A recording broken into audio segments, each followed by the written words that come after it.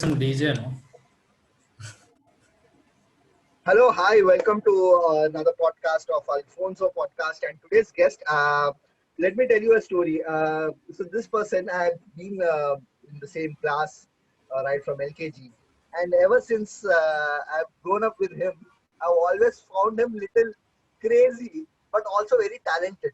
So, you give him anything, right from a pencil to a piece of paper, he will make magic out of it.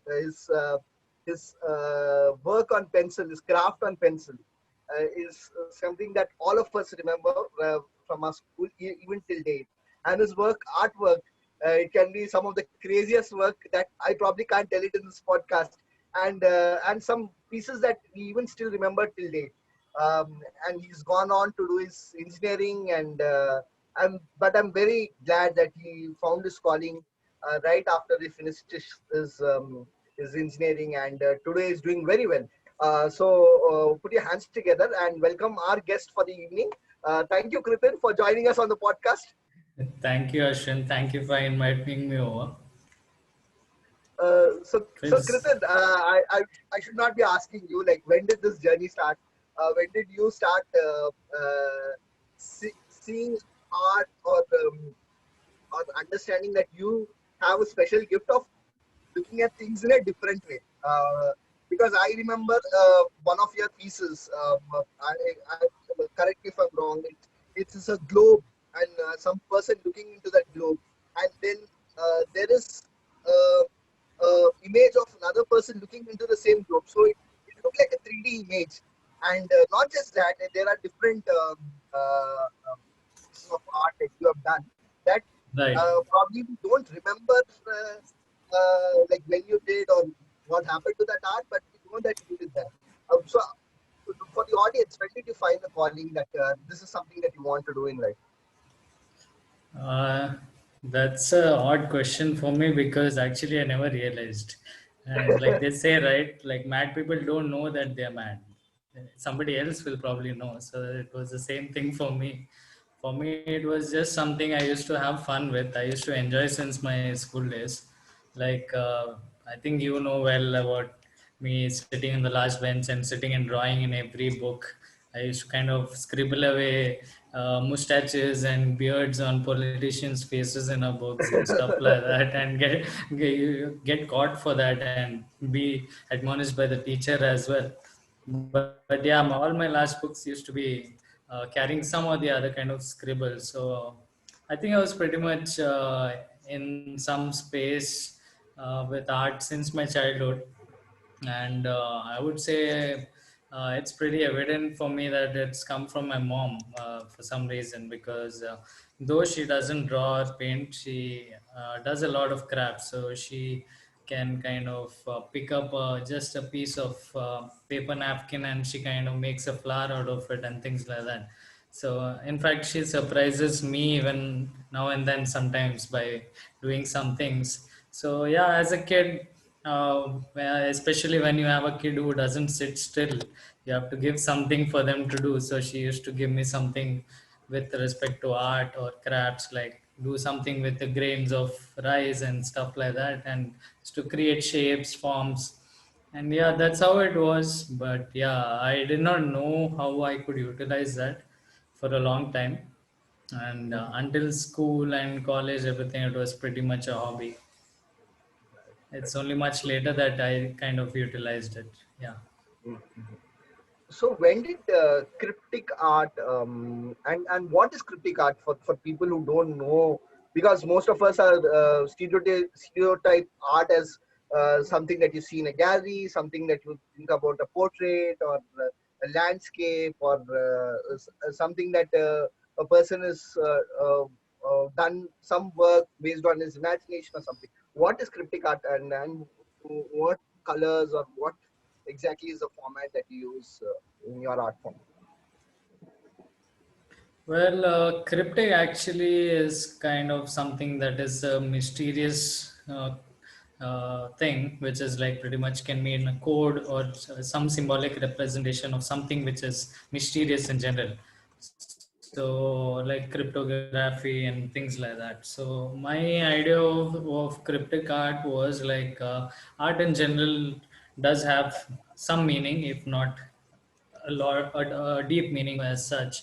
But when I draw something, sometimes people ask me like, what do you interpret out of it? And I kind of reverse the question on them, like, what do you see in it? Because I think everybody sees different things. So it's like some people see some positivity in something, some people see some kind of an emotion, some people see something dark, which probably is a possibility in my work. But yeah, so there are different people who interpret it differently. So I didn't want to really explain everything, but I wanted to have some mystery left in every work that I do for people to interpret and keep it open. So hence I came up with the name of cryptic art, and that's how it got along. Mhm. So apart from artwork on cryptic art, you do a lot of other consulting work as well. So we know that you probably can't name the clients, but how did you uh, fall into that? How did you get the opportunity to do branding, to do designing for some spaces, say coffee shop, or designing a logo for a biryani center, or different pieces of consulting work? How did you get fall into that? And if you can talk more about that to our audience. That's an interesting question actually, because it did take me some amount of years in my life to figure out what exactly that channel of work was, which is graphic designing, visualizing, or branding work that I do. So I used to pretty much, I graduated, then I got into a typical MNC. I was working there, understanding what kind of work I was doing, until like one day I thought like I can't continue doing this kind of work because I can't improve. I'm not able to probably grasp a few things or probably blend into a certain field of work. So I knew that my calling was always something with a more lively mode of work. So I thought about all the fields that were possible. Never thought about art as in pursuing art as a passion and just surviving by doing artworks for people, because I feel that it's a little tough in this country, and like not a lot of people generally get into buying art as a way of life. So it is kind of left to the prestige or elite class that indulge in kind of expenditure on art. So my art is a little more graphic as such. It's not, though I can do a lot of traditional stuff. So for me, art was never something that I did with respect or thought of getting monetary benefits. But as in when I started working in a company, and when I realized that this is not my thing, I found advertising as a very good sector to join, which has some amount of creativity still intact to it. So just took a leap of faith. I got into a small company, and I was working with clients there. I pretty much didn't know design. But yeah, I was dealing with the graphic designer there, and sitting and working with them and understanding how it actually happens helped me out. So yeah, that's how I got into branding, logo designing, and things like that. Mhm. Mhm. So wanted to ask you also about art as such. You mentioned that how difficult art is to sell in a country like India, where predominantly people who are associated with art are the elite, the upper class. Because we do shows in galleries, art galleries, and the art galleries themselves want to generate revenue, so they give out venue for shows, so that you can do a lecture or do a stand-up show or do anything. So, Right. how difficult is the art form Correct. to generate revenue, or even for artists as such? Is it very difficult right now to for ordinary people to go buy art? Do they really see value in buying art, or they're like, hey, this is just another thing? I don't see any value. How has that mindset changed? Because I know that you've been there in this work since a long time now, at least good 7 to 8 years, a little more longer than that. Right. So I would say there has been a growth in the number of people who are uh, inculcating art in some form or the other into their lives. It may not necessarily be a beautiful oil painting or something that goes on the wall, but you get a lot of graphic stuff these days. Like there are a lot of awesome artists who are doing designs that go on t-shirts, mugs, and clocks, watches, or any kind of cutlery and things like that. A lot of companies who are printing them on different surfaces and selling them. So yeah, it has kind of improved because there's a larger audience that is getting to interact with different products and things which have art by different kind of artists. So again, in that comes the advancement in digitalization of a lot of things. So there are a lot of awesome artists who have started doing digital illustrations using a tablet or an iPad and stuff like that. So these are the kind of people who are again getting a lot of exposure from Instagram, and then they're getting a wider audience, and not just in India. So that way they are definitely art has become more reachable to a lot of people, Mhm. as well as, and that is the same with the case with even Indian artists now. Right. So yeah, the general way of life, if not people don't really involve in art as such, there is art that is coming in different forms to them. Right. So with cryptic art, what is the first piece that you probably put it on Instagram, or probably that was in demand by a large number of people? Something that you can share with us. Probably you can show us some of your earliest pieces of work on cryptic art, and then as we speak, we can also talk about the ones you have done latest and what it is exactly. Sure, sure. I can take you through a lot of work that I have done. Yeah, cryptic art again, then never really came up in the first instance on Instagram because I had my own personal profile on Instagram. But after a point, I felt that okay, maybe I should have a parallel page just for art because I do post a lot of crap. Like I post anything that goes. Like it could be pictures of insects, leaves, and plants and stuff like that. I like kind of clicking pictures in the nature. So I thought maybe the art audience should have a different page that is dedicated pretty much to it. So Yeah. yeah, I'll just take you through some of my older stuff, and then yeah, probably we can scroll through. Yeah. And also, if you have a lot of people following you, you get into trap that there would be some creepy people ending up on your list. So it's good to have a separate. Yeah, I've kind of got used to creep such things since I've started. I made a profile on Facebook or Orkut years back. I know there is creepiness everywhere lurking in the corners. So, and yeah, my page is pretty open. So, yeah, I do get some weird requests now and then. So these are some of your earliest work, and if you can pick one and talk to us about how did you get inspiration, what do you see, or what people can see, because I know that you want to keep people guessing about it, but what is your inspiration on some of this work?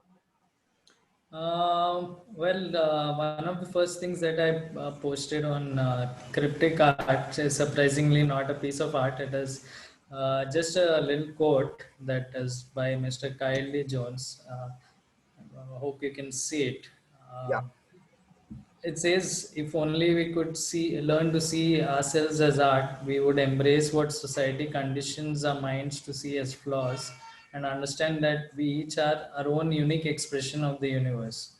So he pretty much talks about looking at everything as art or everyone as art. So because that makes you non-judgmental. Like when you look at a piece of art, you don't necessarily say, okay, there is the mountains are made a little patchy, or the colors on it are not perfect, or the sun is a little more orange than you want it to be, and things like that.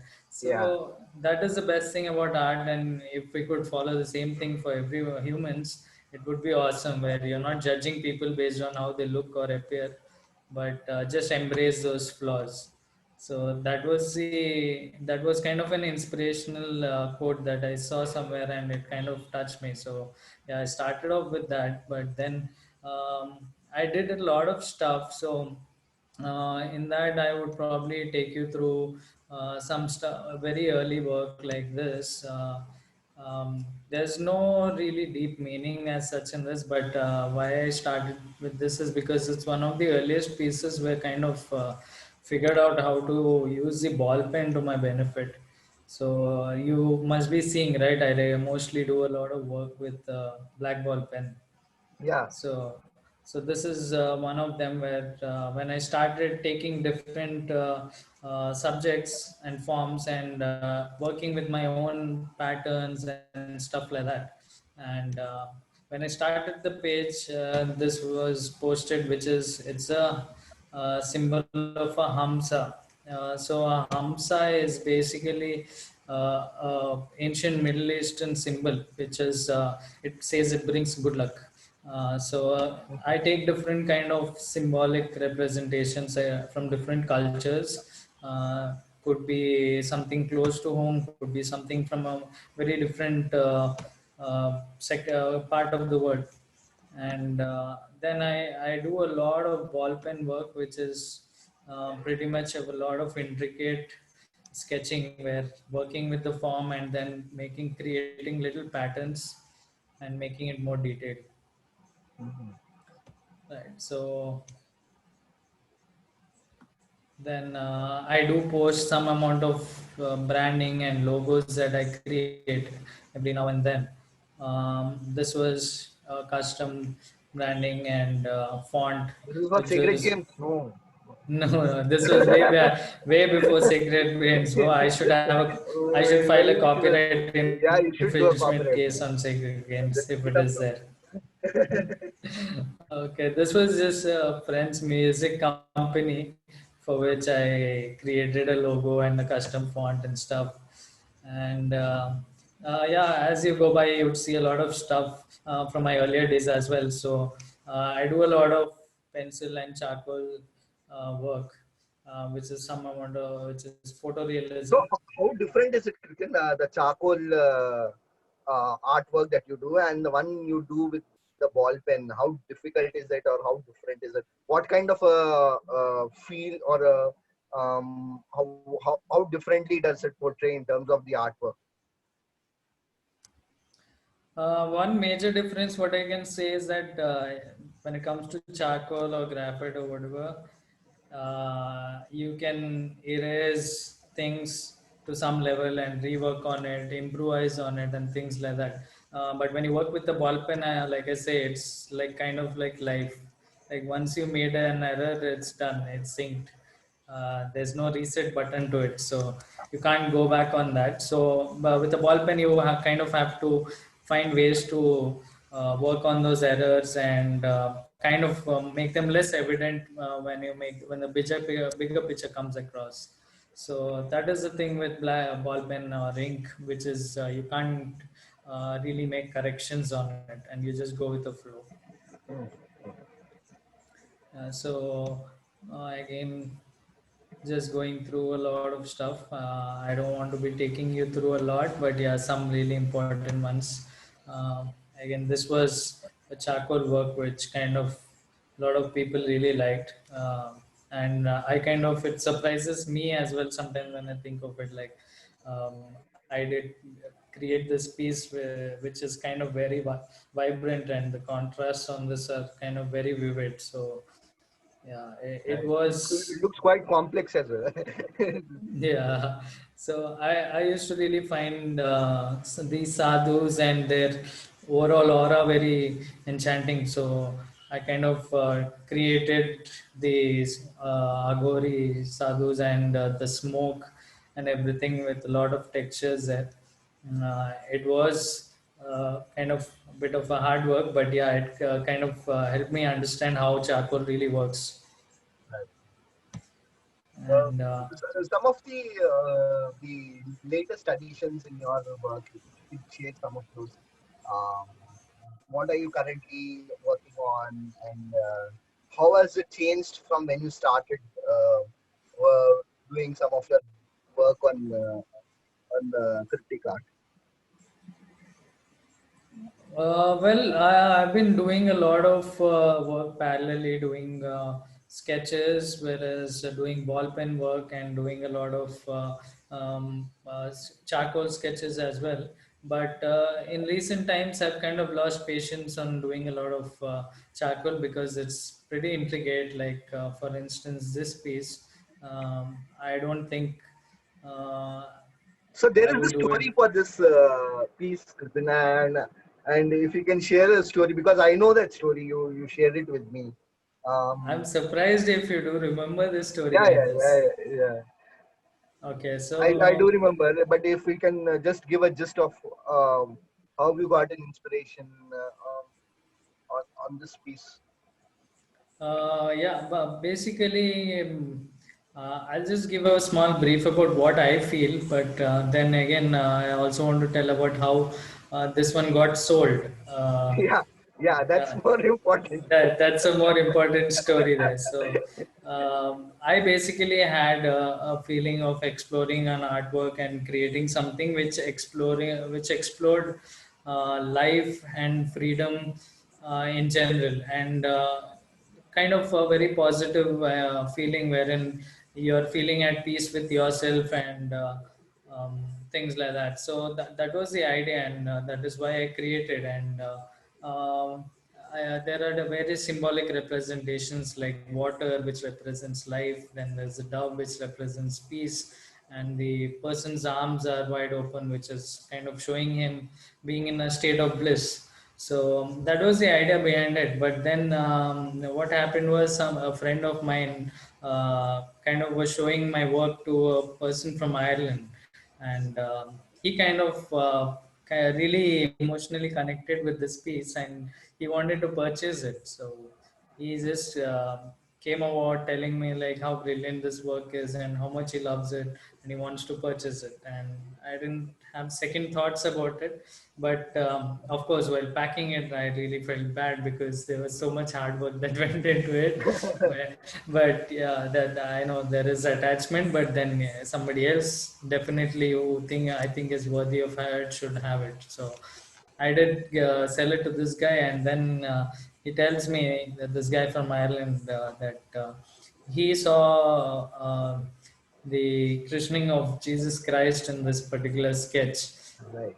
Yeah, and the water, the dove which represents the Holy Spirit. Yeah, Yeah. so I might be a little wrong on the religion or whatever. I might make my errors. You can correct me, but yeah, he did find a very deep religious connect to it, and a lot of things that he picked up from that. Where everything had a meaning, like everything had a connection to the particular story that he spoke about. And I was kind of surprised because that was not the subject that I chose initially.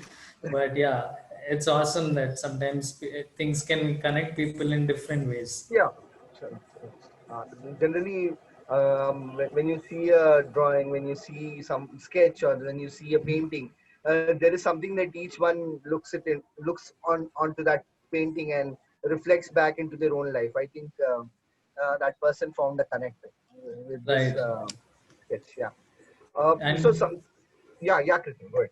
yeah, and he was a pretty religious man, a person of high stature in Ireland, like a pastor of some sort. So, yeah, he kind of really loved the work, and the way he connected to it was actually it made worth of the entire thing. Like more than the work that I did, it's when people connect to certain works of mine in this way, it gives immense satisfaction actually. Yes. Um, some of your more recent work written, Yeah, something that you love. Yeah, this particular piece of skyscraper yeah. really touched me. I really like this piece. How did you think about it, or have you been to such place where you found enough skyscrapers and you thought probably this is some inspiration that you can take it into your art form? If I actually start drawing things that I see, then if you look at my work, then you should be pretty scared about the things I see. That's right. So yeah, I don't really do things that I see physically see, but there are times when I see them in my head and in a particular form or shape and stuff like that. And while doing it, I kind of make some changes. There are some exaggerations that happen, everything. But yeah, there are times when I see things in my head and I kind of like have a eureka moment. I'm like, let's start drawing this. At least put something on Nice. paper so that I remember it. So this is a very nice piece which I find which is kind of close to me. But yeah, I do have the book in which the sketch is there as well, so I can show you that later. Yeah. So yeah, this is something that took an awful lot of time because this is entirely done with a ball pen, and except this sky that you see over here, pretty much everything is done with a black ball pen. So there's a lot of work that has Wow. gone into that. And then yeah, there is this digital piece that you see which was done on some software, which was online software. So it was kind of an ad hoc thing. Uh-huh. And then yeah, there is this piece which you talk about, but yeah, I wouldn't take the complete credit to it. It is awesome sketch by Mr. MC Esker. Mr. MC Escher used to be a brilliant artist who kind of twisted reality and perspectives with his work.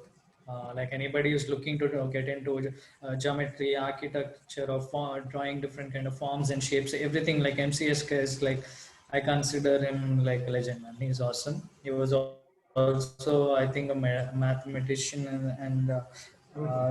things of sort. He was a pretty intellectual man and also drew pretty well.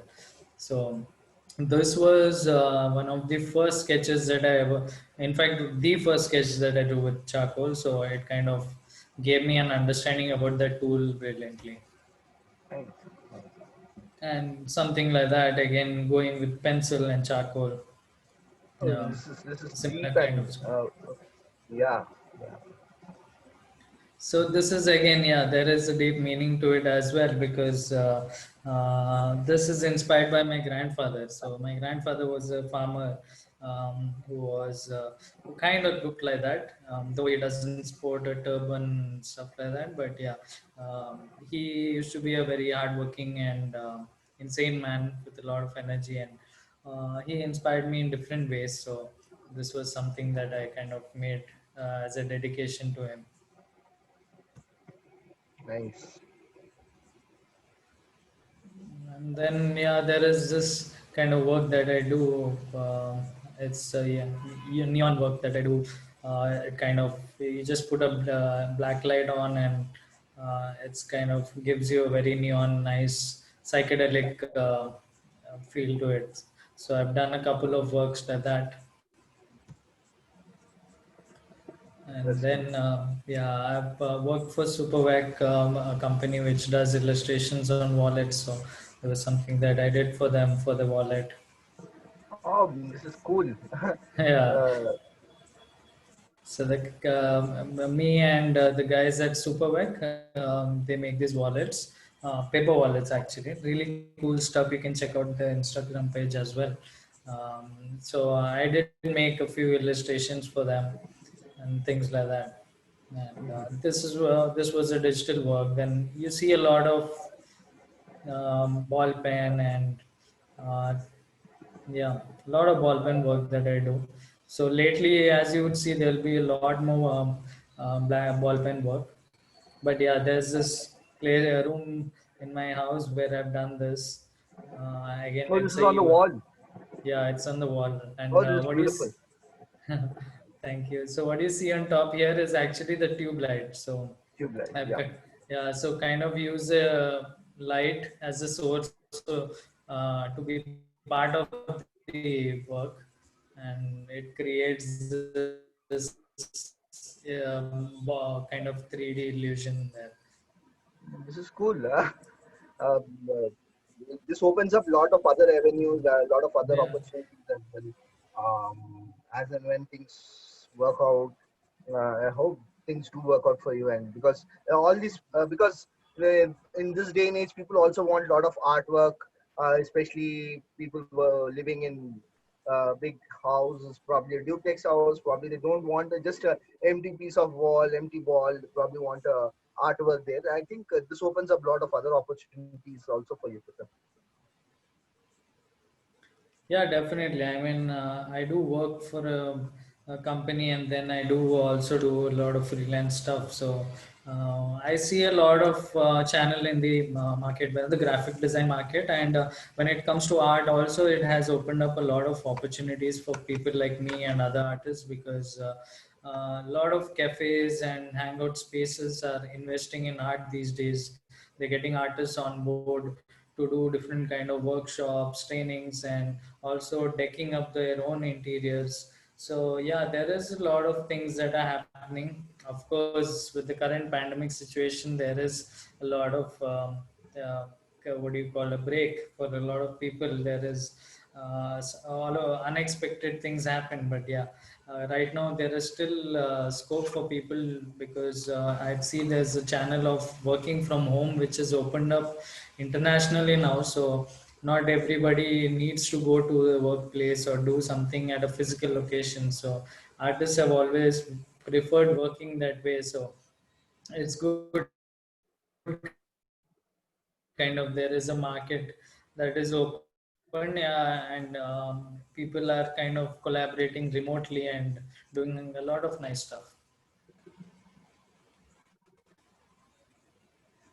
So yeah, there is a lot of stuff that I haven't put up yet. A lot of stuff that I've done and probably hasn't gone online as well.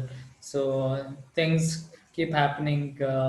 Of late, recently, you would see I've done a lot of stuff with a black paper as well. This is something I just recently started. So I'm finding this really interesting to work with right now, because I've had been working the reverse. Like I used to work on white paper with a black pen, but here Right. it's the other way around, and it is still pretty interesting because things really pop up on a black background. And same thing, I just sit and keep doing stuff and creating different stuff. There are times when I think I should pick up a pencil, but then yeah, it's a lot of work.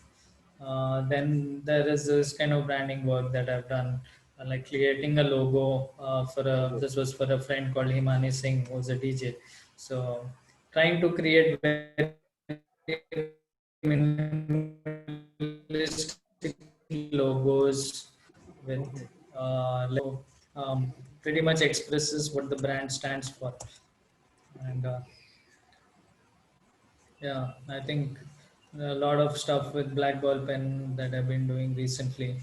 This is kind of talking about people's love for the moon. I know a lot of people who are what do you call? They call themselves as selenophiles. So they get attracted to the moon. So I have a couple of them in my friends list. So yeah, I did something with that ideology, and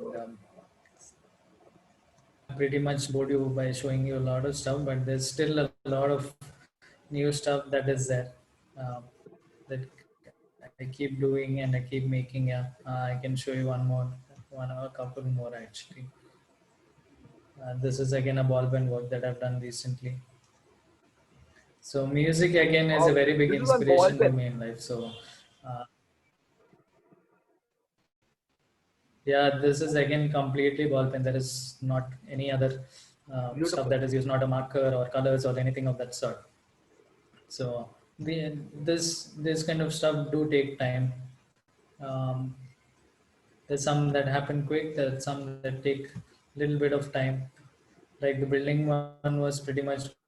The skyscrapers was pretty elaborate, and then there are stuff that are lying home, something like this, that I do with painting, oil painting, and things like that. And Yeah, there is this particular work that I have been on for a long time now. Hopefully, I'll be able to finish it. It's a charcoal work.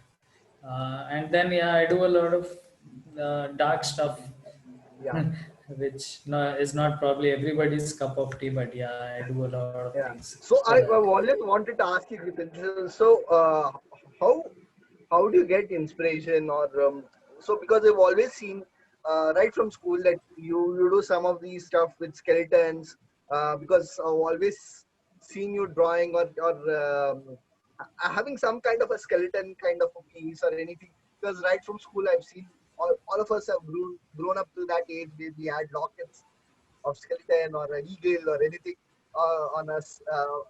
How do you get inspiration? Right. We moved on from that phase, but how do you get inspiration working on them?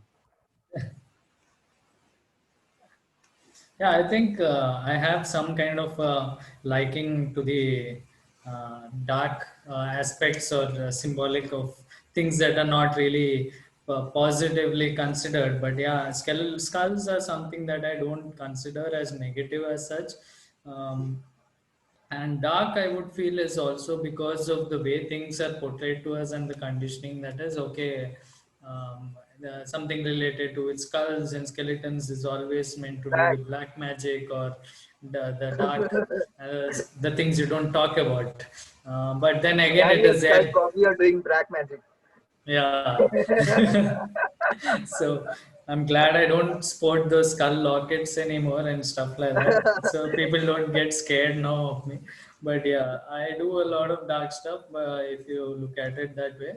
But yeah, for me, skeleton is something that talks about the innermost visible aspect, one of the visible aspects in a human physical form, and it is very intrinsic to every human being. But then there is this outer layer of muscle, and then the skin which creates a lot of problems in this world, the color of it, the way it is, and things like that.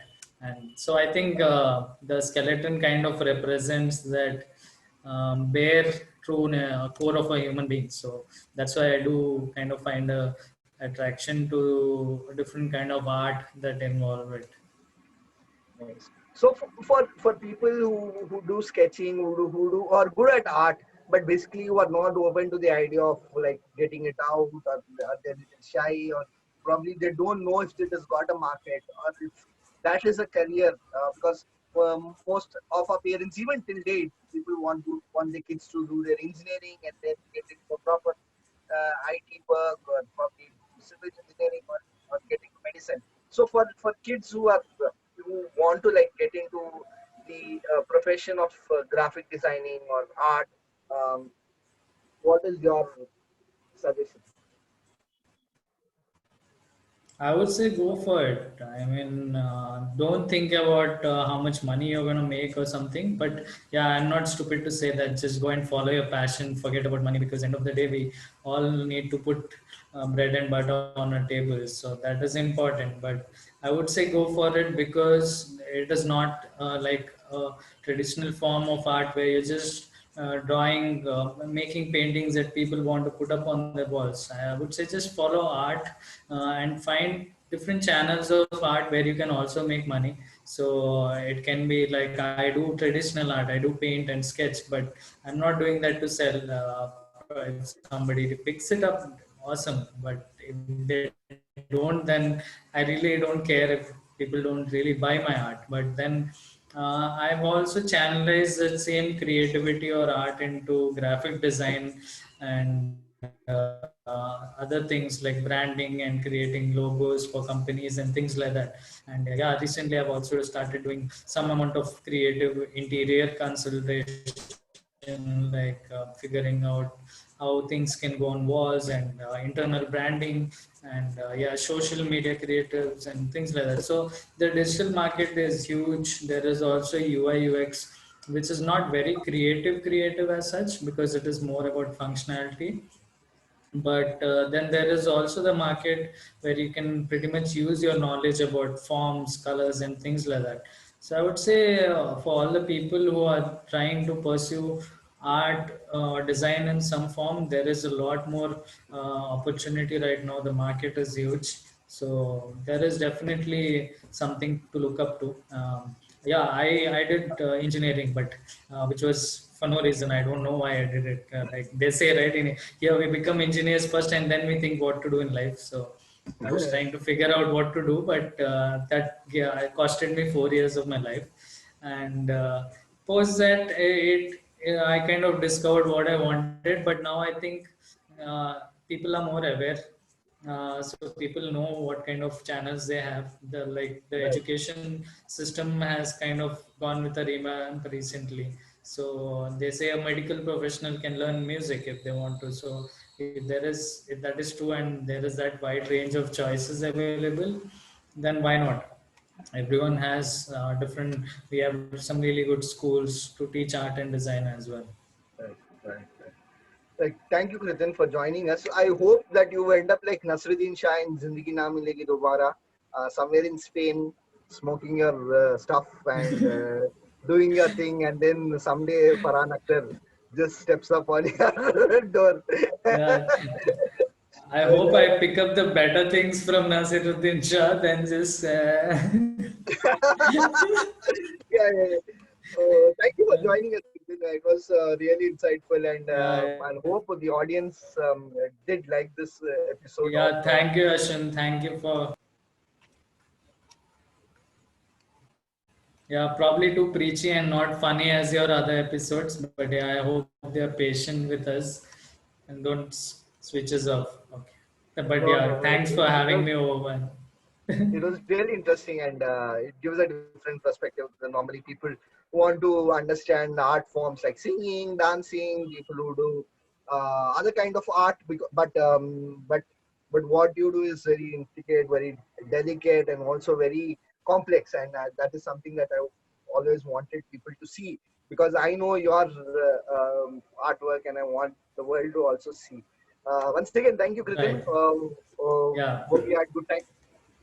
Yeah, yeah, I definitely had a great time talking to you via Zoom call. But yeah, there are a couple of meetings that are pending for Yeah, yeah, us. definitely. Yeah, yeah, yeah. We'll talk about it. Probably we'll physically meet once the scare of Corona has gone down. Yeah, yeah, definitely, Yep. definitely. Yeah. Thank you, audience. All right then. In this Please like this. time, with the best way. Namaste. Yeah, yeah, yeah, yeah, yeah. Thank you, audience. If you do like the video, please subscribe to this channel, and please do share this video with your friends. And hope to see you again in the next podcast with another talented personality. Thank you. Have a good time.